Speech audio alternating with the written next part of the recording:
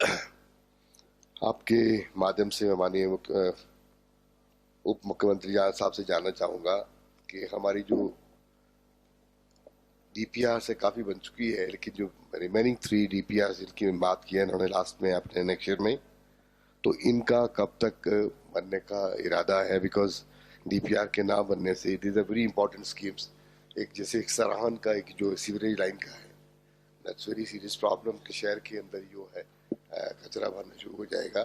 तो इस पर हमका माननीय उप मुख्यमंत्री का क्या विचार है? माननीय उप मुख्यमंत्री महोदय। माननीय अध्यक्ष महोदय, माननीय सदस्य जी के विधानसभा क्षेत्र में 40 के आसपास विभागीय योजनाएं जो हैं का मसला है, जिसमें से 37 पीने के पानी की हैं और 3 इरिगेशन की हैं। और माननीय विधायक महोदय ने काफ़ी मेहनत कर रखी है, 32 योजनाएं इन्होंने तैयार करवाई और जिसमें से डीपीआर 28 की तैयार हो गई और 21 आपने सैंक्शन भी करवा ली। 21 योजनाएं आपकी सैंक्शन है और 7 आपकी सैंक्शन के लिए डिफरेंट स्टेजेस पे हैं। अब माननीय अध्यक्ष महोदय, इनके 160 करोड़ रुपए के आसपास की योजनाएं हैं, जिनमें से 60 करोड़ रुपया खर्चा हुआ है, 100 करोड़ रुपया हमारे पास है।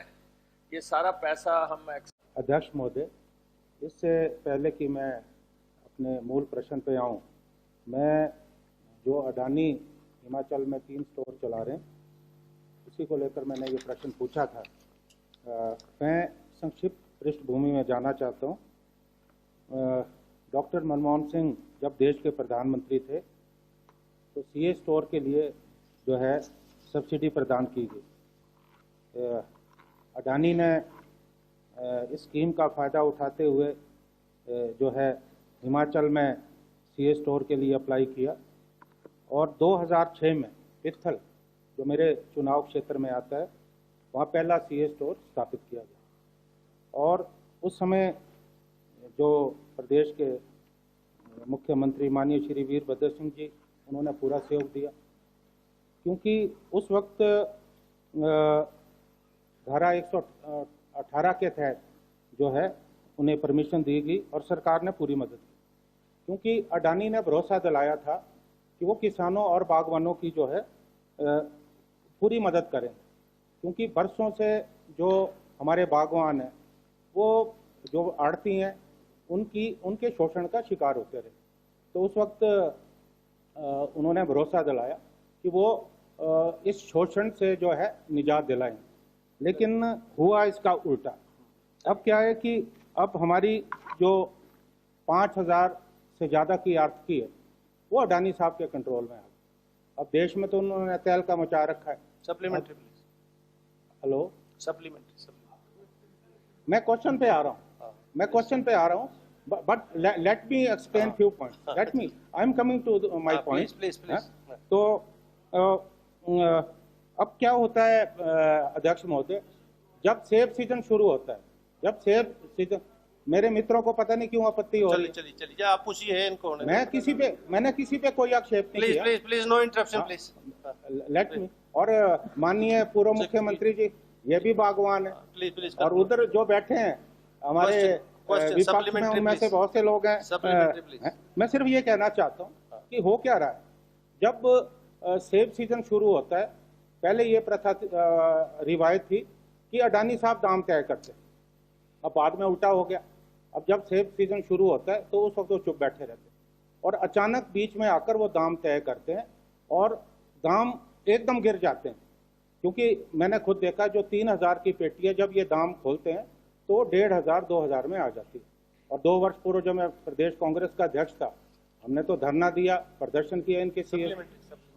अब क्वेश्चन क्या है, मेरा प्रश्न ये है कि दूसरे भाग का जो उत्तर आया है उसमें ये कहा गया है, मैंने ये पूछा था कि MOU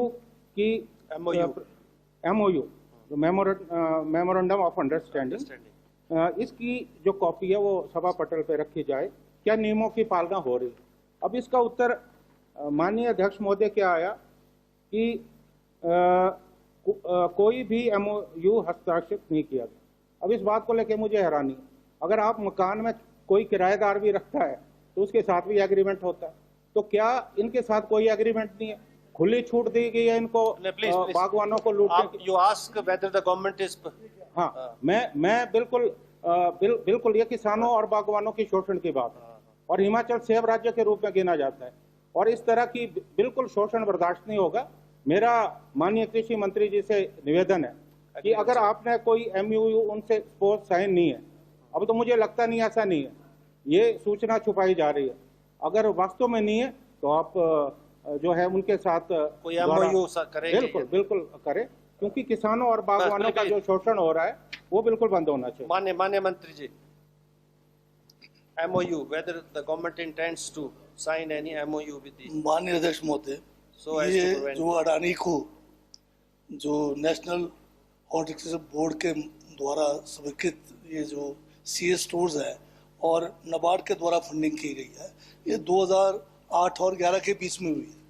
उस समय कोई भी MOU जो है इस किस्म का, जैसे माननीय सदस्य कह रहे हैं, कोई इसके साथ नहीं हुआ है।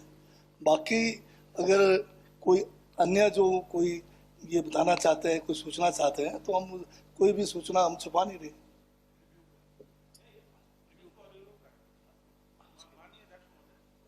माननीय सदस्य श्री कुलदीप राठौर जी, whether the government proposes to review। बिल्कुल, प्लीज बैठ जाओ। माननीय मंत्री जी। माननीय अध्यक्ष महोदय, इसमें अब हमें देखना पड़ेगा कि क्या हम इसको इतने साल पुराने उसका कोई अभी नया MOU कर सकते हैं, नहीं कर सकते। Legally we will look up. ठीक है।